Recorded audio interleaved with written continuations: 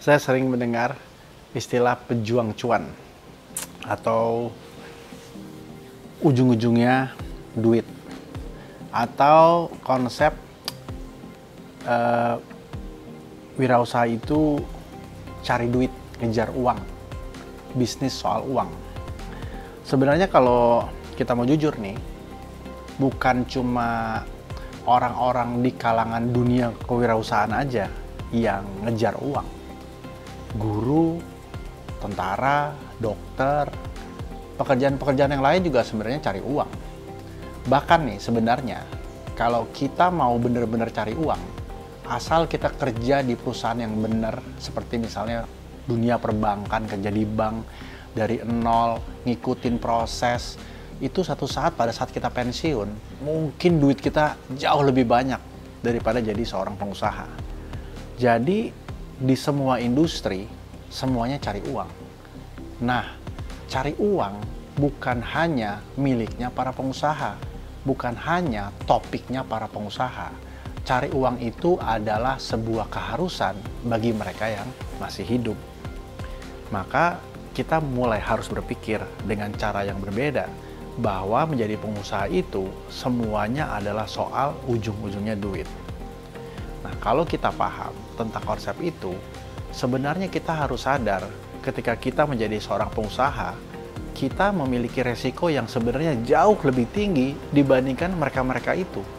Karena menjadi pengusaha hari ini di Indonesia, kesempatannya untuk berhasil masih kecil, masih banyak lobang-lobang. Apalagi kita sendiri bukan negara yang lahir atau bangsa yang lahir dengan kekuatan wirausaha yang besar. Beda dengan Cina atau India. Memang kita punya suku-suku. Madura, Bugis, Padang, itu adalah suku-suku yang sangat jago sekali kalau bicara soal uang dan berdagang. Tapi secara keseluruhan, bangsa ini bukan berasal dari bangsa-bangsa pedagang. Maka kita perlu belajar terus untuk menjadi seorang wirausaha, untuk terus bertumbuh. Nah, bagi kita yang sekarang ingin menjadi seorang wirausaha, tantangannya bukan lagi mencari uang, tapi bagaimana dengan usaha kita bisa menyelesaikan begitu banyak permasalahan yang ada. Kita bisa menjadi bagian dari solusi-solusi terhadap masalah-masalah yang nyata. Nah, ketika seorang wirausaha menjadi bagian dari sebuah permasalahan yang ada di masyarakat atau yang ada di sekelilingnya, maka dia akan menciptakan sebuah usaha yang menyelesaikan permasalahan itu sehingga ia menjadi solusi.